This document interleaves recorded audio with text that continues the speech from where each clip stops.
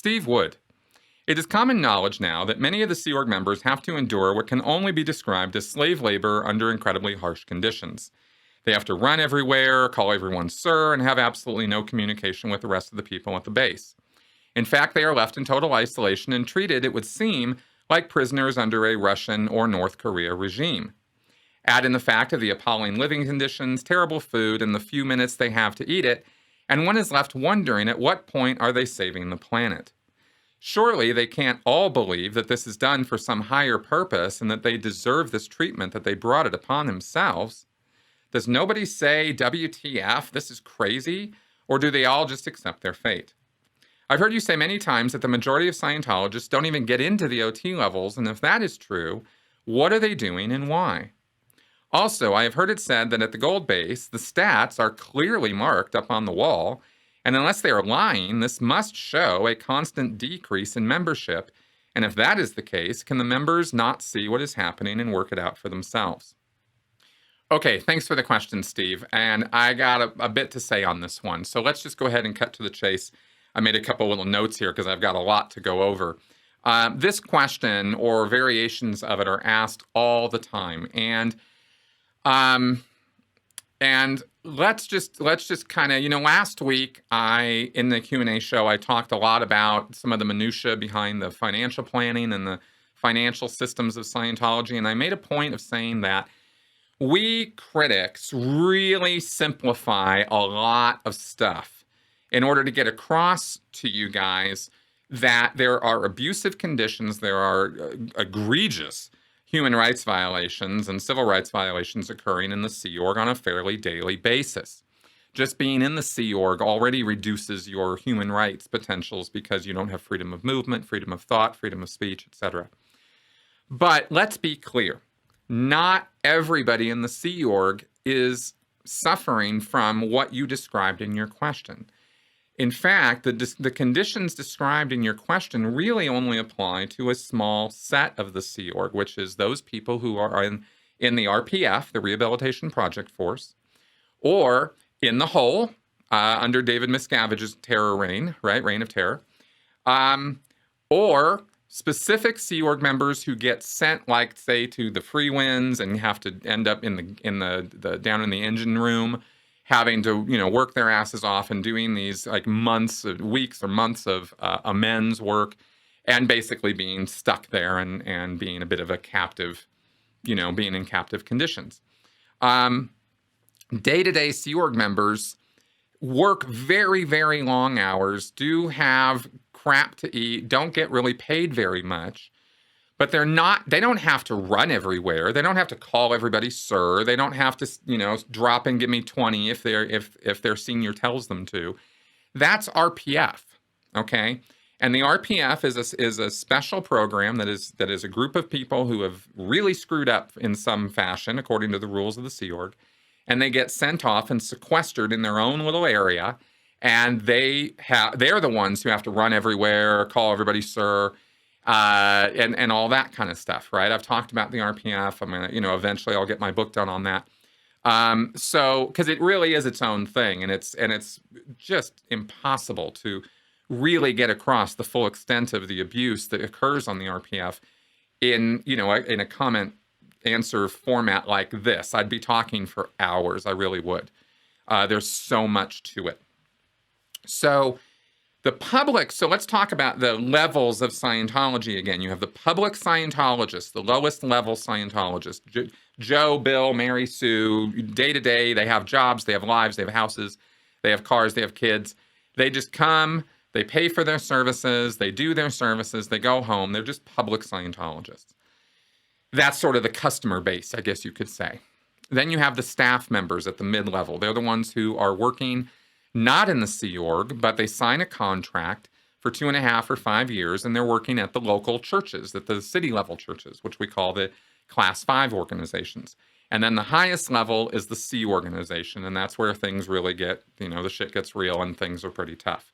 Now, I'm just trying to differentiate these levels. I'm not trying to lessen the severity of what goes on in this entire operation, okay?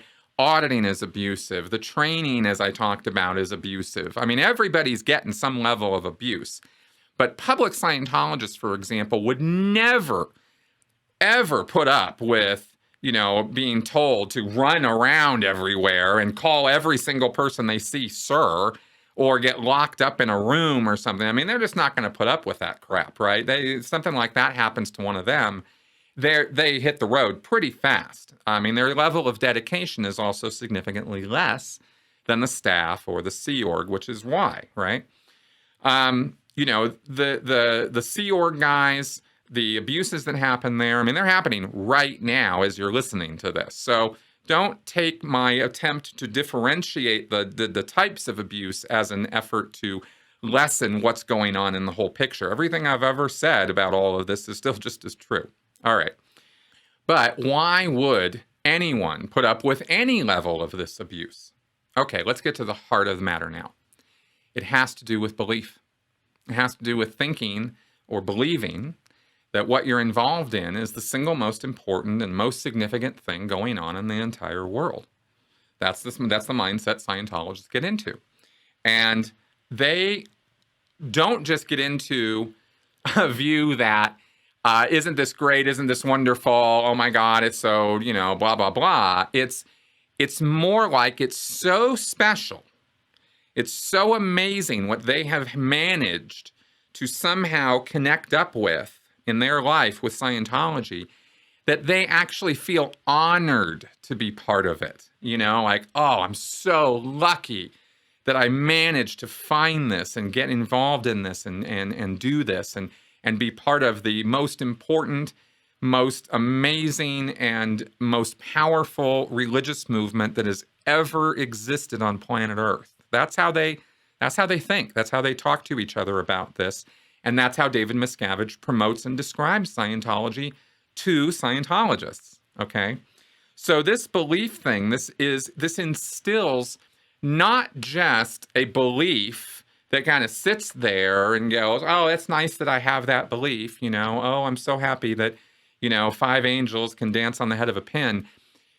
It's not an insignificant belief. It is something that encompasses and envelops their entire life, their whole worldview. Everything about a person's life is touched by Scientology in some sense.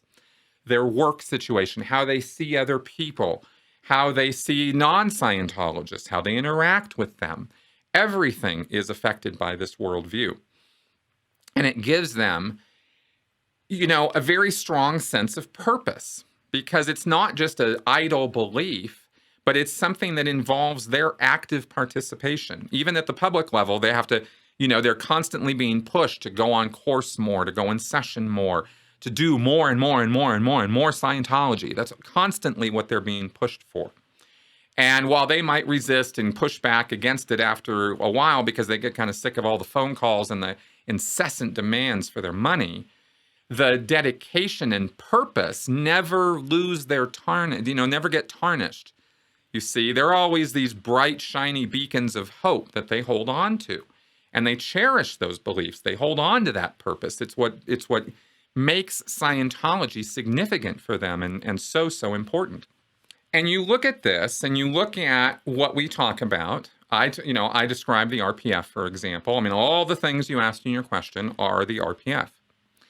Well, I did the RPF. You're looking at somebody right here who did the whole goddamn program.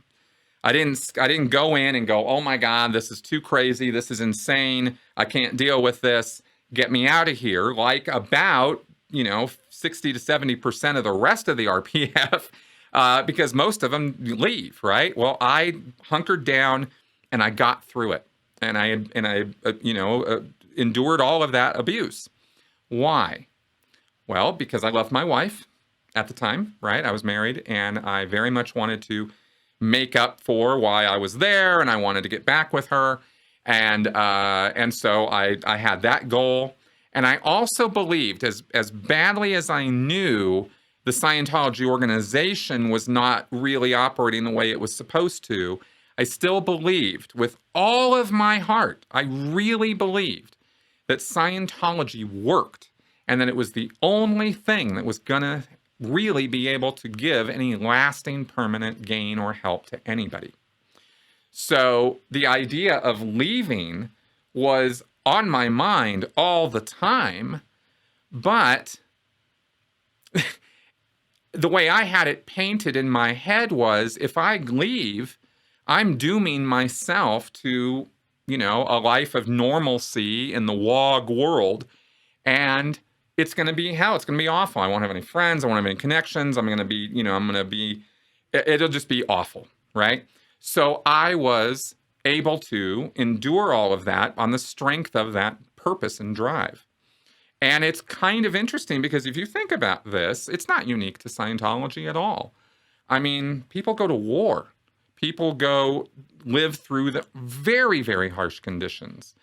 The difference with Scientology, of course, is that there's a little problem with informed consent in Scientology. You don't really know what you're getting into when you get into it. When you go sign up for the military, it's a completely voluntary thing. It's not I'm not talking about conscription military. These guys go, they sign up, they know pretty much what they're going to get into, or at least they have the potential to actually find out. I mean, if they're idiots and just listen to their recruiter and believe that everything the recruiter says, then they're in for some rude awakenings. But again, people get into these harsh, tough, I mean, look at the Navy SEALs, look at the Special Forces, look at the Green Berets. People idolize those guys because of the incredibly tough situations and ordeals that they have to endure in order to become Navy SEALs or Green Berets or Special Forces. So it's not unheard of that people are willing to knuckle down and endure some really, really nasty stuff if they feel that the takeaway is going to be worth it. And now, let me ask you, point blank, if you thought that you were involved in something, whatever it is, your job, some activity you're involved in, if you thought that that was really, truly going to make a significant difference in the world and was going to actually improve things for everybody across the boards, you'd probably be pretty dedicated to it, wouldn't you? You'd give up money, you'd give up time, you'd sacrifice even connections for that thing. That's the power of belief and dedication and purpose, you see. And of course, the emotional investment, which is what all of that, is emotional investment. And if you're thinking that maybe you don't have anything like that, well, let me ask you this question. What would I have a really hard time, maybe an impossible time, trying to talk you out of? What belief do you hold or idea do you have that I would just never be able to talk you out of it, never be able to convince you that it's wrong or weird or stupid or is not something you should do or be doing, right? That belief, that whatever you thought of there, that's the kind of powerful thing I'm talking about, right? Whatever that was for you. It could be religious belief or whatever. And then as far as the last part of your question where you mentioned the stats on the walls and how they can see that they're going down, well, yes, those are pretty obvious. I don't know that the people at the Gold Base have full access to all of those statistics, actually. I don't think that that's actually true. I think that, they're one of the key points of control within the world of Scientology is siloing the information.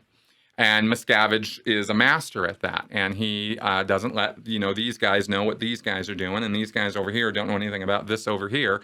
And so is everybody going to see that the membership statistics are on their way down, down, down, year after year after year? Probably not. The membership list for the International Association of Scientologists was one of the most closely guarded pieces of information I ever ran across when I was in the Sea Org. I got it. I received a copy of it because I was doing a very specific project that needed to do a little data collation on all those names. So they gave me the list and I saw it and I was like, wow, this is a lot shorter than I thought it was going to be. But did that cause me to then think, oh my God, we're living a lie? No, it didn't cause anything like that.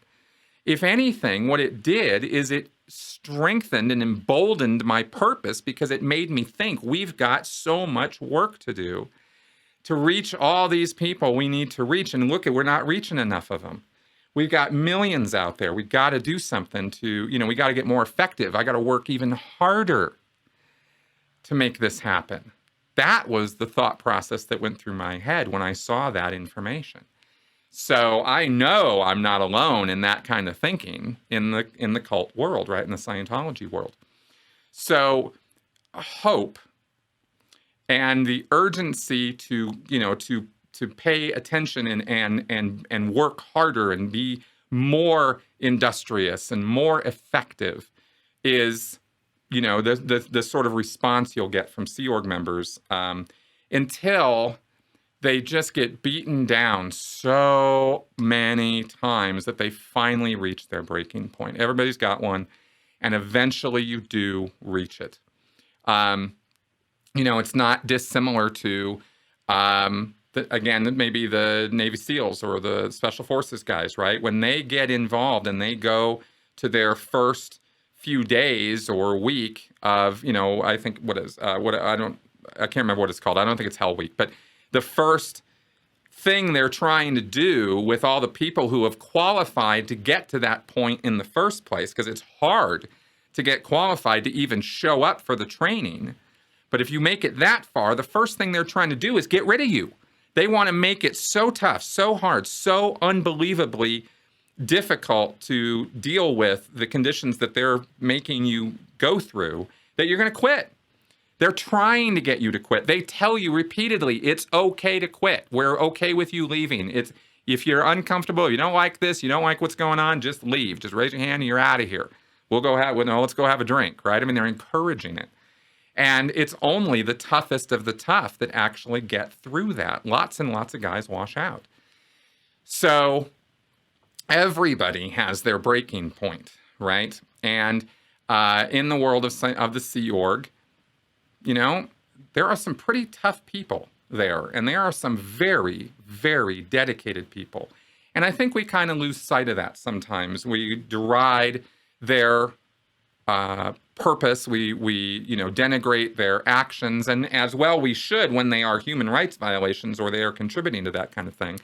I'm not saying that we shouldn't be down on these guys, but there is another side to this too, right? And that's something to kind of look at. These are some strong people.